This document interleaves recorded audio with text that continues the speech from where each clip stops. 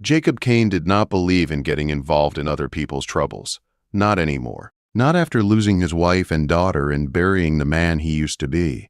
But the night he walked into Brennan's saloon in Deadwood and saw Sarah Coulter standing in the corner, he felt something shift in his chest like a door unlocking after years of silence. The place smelled like whiskey, sweat, and danger.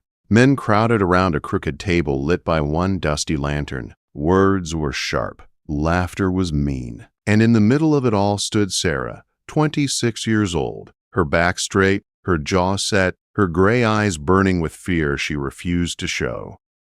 They were talking about her like she wasn't even a person, like she was part of the furniture. Silas Coulter, her dead husband's brother, leaned forward with a grin that made Jacob's stomach turn. 2 weeks, Vic Brennan said, tapping the table with fat fingers. If you can't pay your brother's $300, she pays it. And we all know how she'll be paying. Some men laughed. Others licked their lips. Sarah didn't flinch. But Jacob saw the truth in her eyes. She was trapped, cornered, trying to decide whether to run or bite. Jacob meant to look away. He meant to mind his own business. But when Sarah's eyes lifted and locked with his for a single heartbeat, something inside him cracked wide open. He had come to town to sell furs and buy ammunition. He planned to leave before dawn. But now he stood there frozen, watching a woman being bargained over like a sack of grain. And he realized he couldn't walk out that door. Not tonight. Stay with me. What happened next changed both their lives.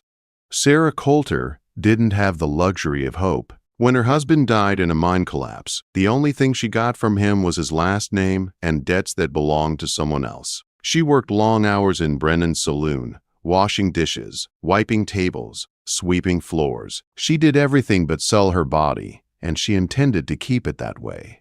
But $300 might as well have been $3,000. Brennan knew it. Silas knew it. The whole town knew it. That night, Sarah sat in her tiny rented room above Emma Hartford's boarding house. The walls were thin. The lamp burned low. Her reflection in the cracked mirror looked older, worn out, but her eyes were still steady.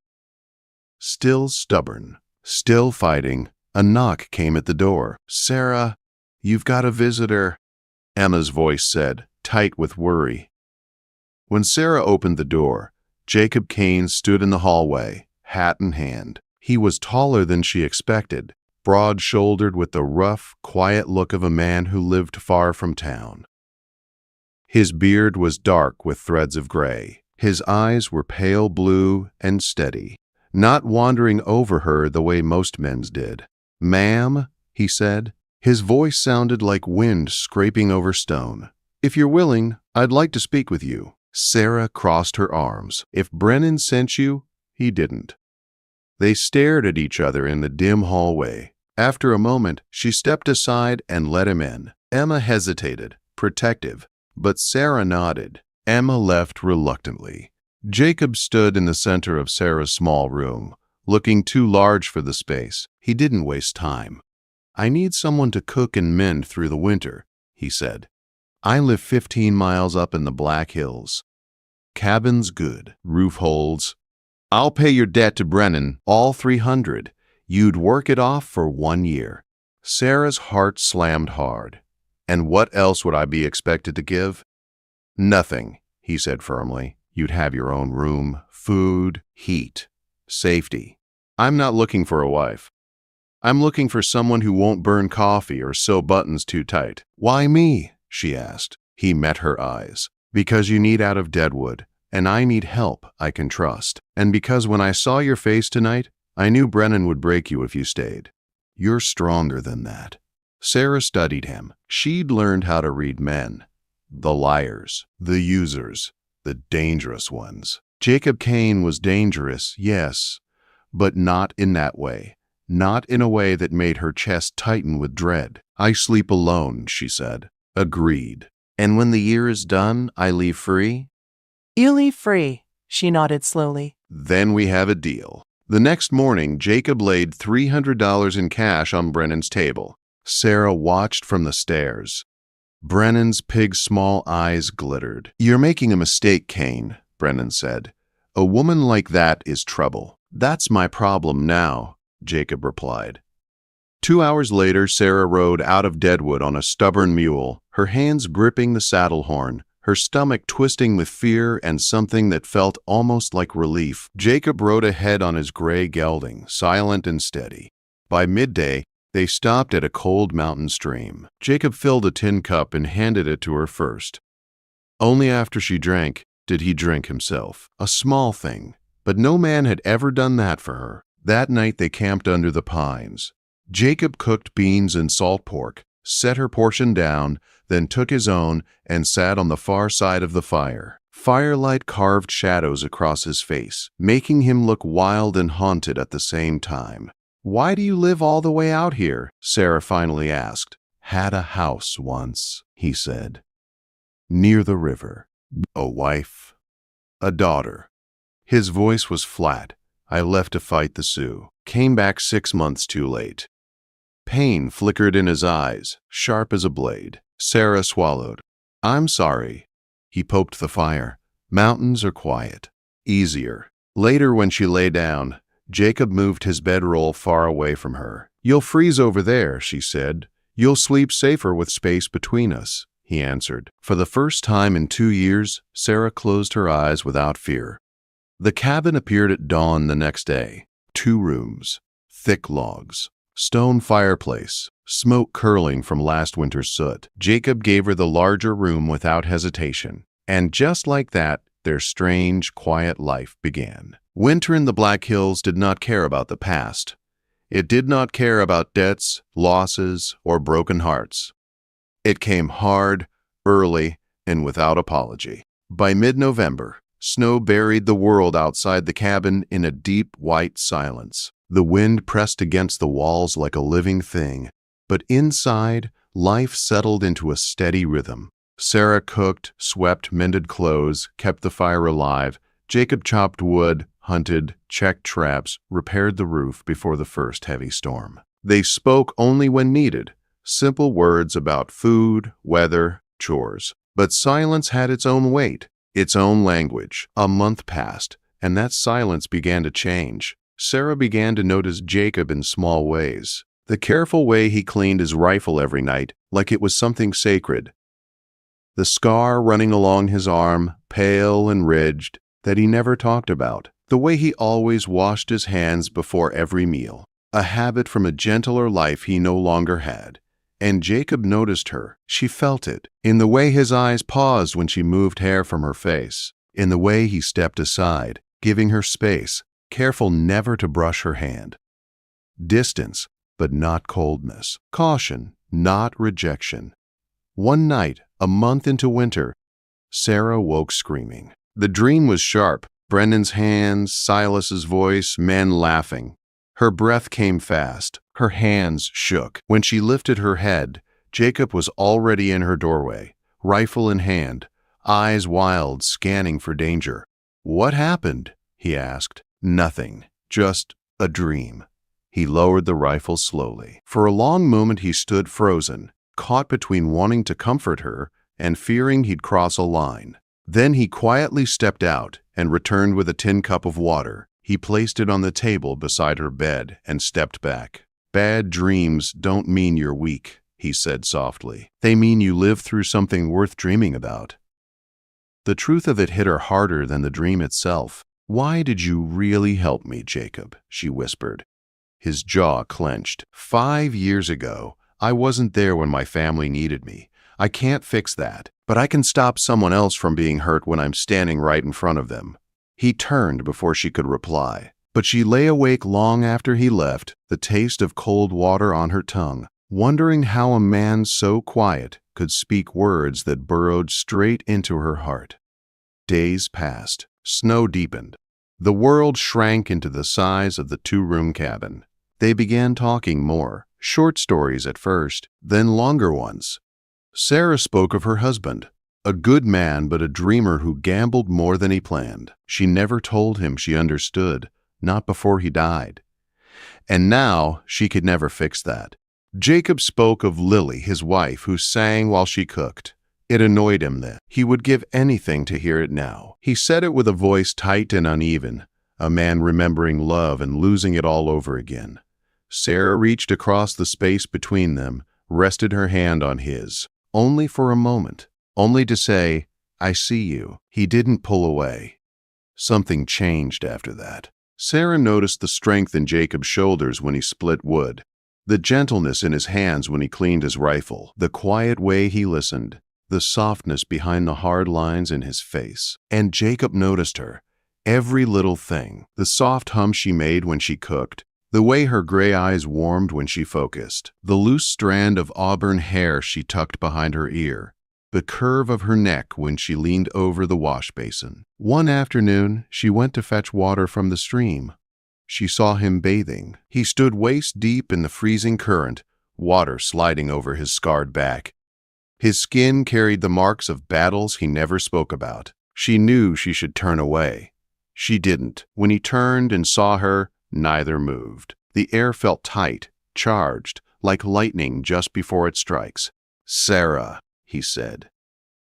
Her heart jumped. She fled back to the cabin. That night, the silence between them was different, sharp, heavy, burning. Jacob's eyes drifted toward her again and again, catching the firelight on her face, her hair, her lips. She felt his gaze. She held it. Something deep and terrifying moved between them. "Jacob," she said softly. He stood so fast his chair scraped the floor. "You should be afraid," he said. "I'm not afraid of you. You should be afraid of this. Afraid of what happens when we cross a line we can't uncross." He ran a shaking hand through his hair. "You still owe me 7 months. I will not take advantage of that. What if I'm offering?" He turned away like her words burned. "Then you're not thinking clearly." "Jacob, when your debt is paid," he said, voice rough. "If you still feel this way, then we talk. Not before. You deserve a choice that belongs to you, not to the winter or the cabin or to me." He left the room, stepping into the snow outside, leaving her with the fire and the wild ache in her chest. The blizzard came in late December, fierce, sudden. Jacob went to check his trap line before dawn. He didn't come back that night. The wind howled like a living thing. Snow beat against the walls. Sarah stayed awake, pacing, stoking the fire, whispering prayers she hadn't spoken since she was a child. By sunrise, she couldn't wait anymore. She wrapped herself in every warm piece of clothing she owned and went out into the storm, fighting every step. She found him half buried in a snowdrift, barely conscious, ice clinging to his beard and lashes. His skin was cold as stone. "Jacob!" she screamed. "Jacob, stay with me." Dragging him home nearly broke her, but she didn't stop. She couldn't. Inside the cabin, she stripped off his frozen clothes, wrapped him in blankets, built the fire high until the room burned warm. She pressed her body against his, sharing every bit of heat she had left. Hours later, he opened his eyes. The first thing he saw was Sarah's tear-streaked face beside him. "Sarah," he whispered. She kissed him, desperate, fierce, full of everything she had held inside. "Your debt," he breathed. "Sarah, we shouldn't." "To hell with my debt," she said, voice shaking. "I'm not with you because I owe you. I'm with you because when I thought I lost you, I realized I cannot remember my life before you, and I don't want to." He pulled her close, forehead resting against hers. "If we do this," she whispered, "it's us. No bargains. No debts. Just us." They held each other as the storm raged outside, choosing each other in the quiet, burning space between two hearts that had been lonely far too long. The storm passed, but its mark stayed on both of them. After that night, nothing went back to how it was. Sarah moved through the cabin with a softer step, a steadier breath. Jacob watched her with a look that held both fear and a quiet, growing hope. They did not rush anything. They didn't need to. Something had already changed in the air between them, something that felt like it had been waiting a long time to be found. January brought clearer skies, By February, the snow had settled into deep white banks along the pines. Life inside the cabin became warmer, easier. They cooked meals together. They spoke more. Sometimes she read aloud from an old book she found in his trunk. Sometimes he taught her small things about the forest, like how to tell when a storm was coming or which tracks belonged to elk and which to wolves. But peace in the mountains never lasted long. One morning, Sarah looked out the window and went still. 3 riders were making their way through the snow toward the cabin. She recognized the one in front even before he raised his hand in greeting. Silas. Her breath left her. Jacob was already outside chopping wood. Sarah burst from the cabin, her voice tight with fear. Jacob, they're here? He saw the riders and nodded once. Calm, controlled. He set the axe aside and walked to the porch, rifle resting easy in his hand. Silas reined in his horse, a smug smile twisting his mouth. Cain, he called. I'm here for my sister-in-law. She's not leaving, Jacob said. That's not your decision. Silas's 2 men shifted in their saddles. They looked mean enough, but not loyal. Hired hands more than friends. Silas continued. Brennan made me an offer. A miner up in Helena wants a wife. 10 head of cattle for the right woman. Sarah will settle my debts nicely. Sarah stepped out onto the porch. Her heart pounded, but her voice was steady. I'm not going with you, Silas. His expression hardened. Don't start acting like you got choices. I have plenty of choices, she said, and not one of them leads back to you. Silas's face twisted with anger.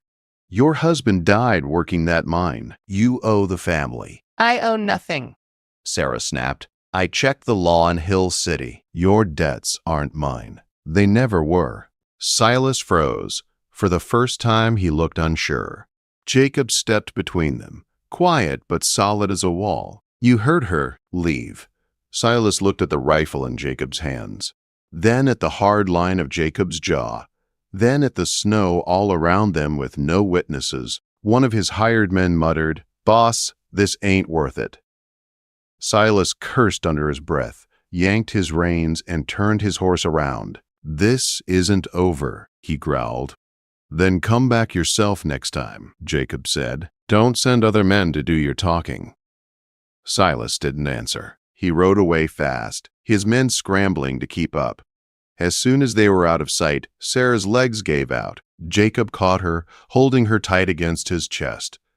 It's not over, she whispered. No, he said, but we'll face whatever comes next. Together. When March arrived and the trail finally cleared, Sarah insisted they ride to Deadwood to end the fight at its root. Jacob didn't like it, but he knew better than to argue with a woman who'd already fought her way free once. Deadwood was the same, loud, muddy, full of smoke and danger. But Sarah wasn't the same woman who had been sold in the corner of Brennan's saloon. She walked through town with her head high. Jacob followed close, silent as a shadow. Brennan was sitting at his usual table when they walked in. The room fell quiet. Well, Brennan said with a grin, the widow returns. Sarah didn't flinch. I came to end this. Brennan leaned back. Silas owes me money. I don't owe you anything, he smirked. This is Deadwood, sweetheart. The law doesn't mean much here. It does when the whole town hears it. The saloon door opened again. Emma Hartford walked in, followed by 5 other women, wives, widows, mothers. They stood behind Sarah like a wall. Emma crossed her arms. We're witnesses. Silas's debt is his own, not hers. Sarah stepped closer to Brennan's table. Jacob will pay the $300, and after that, we're done. If you ever threaten me again, I'll make sure every woman in Deadwood knows exactly how you run your business. The saloon had never been so quiet. Brennan looked from Sarah to Emma, to the women behind her. He wasn't afraid of guns or men, but women who talked, women who warned other women. That could ruin him. Finally, he laughed, but it was thin. Fine. Put the money down. Jacob placed the gold coins on the table. Brennan counted them slowly, his jaw tight. You've got spine, girl. Don't come back here. Don't worry, Sarah said. I won't. On the ride home, something felt different, lighter. The kind of quiet that came after a long storm, when the world finally let itself breathe again. When they reached the ridge above the cabin, Sarah stopped her horse. Jacob did too, turning toward her. "My debt is paid," she said. 1 full year. Jacob's face went still. "Yes. So if I stay now," she looked at him, her eyes steady and full. "It's because I choose to." Fear flickered across his face, but it was the hopeful kind, the kind that came from wanting something too much. She smiled. "Can I stay anyway?" Jacob didn't speak. He couldn't. He just dismounted, walked to her horse, and lifted her down gently, his hands warm around her waist. When her feet touched the ground, he kissed her with all the love he had been afraid to show. "Stay," he whispered. "Stay as long as you want. Forever, if you want." Forever sounds right. 3 years later, Emma Hartford wrote to her sister back east. "Sarah Coulter is now Sarah Kane. She and Jacob married in the spring. No children yet, but you can feel peace in that cabin. Real peace. She teaches reading to the miners' children who wander through, and Jacob built an extra room for travelers, especially women who need a place to breathe. They do good up there on that mountain. I visited last month. They sit on the porch at sunset, her head on his shoulder, his arm around her waist. They do not talk much. They don't need to. Everything they survived speaks for them. Deadwood hasn't changed. The world hasn't changed. But they have, and sometimes that's enough. Because up in those mountains, a widow bought back her freedom, and a quiet mountain man found someone to share the silence with. 2 wounded people found a place to heal. Some stories end in gunfights. This one ends with peace. And maybe that's the best ending of all.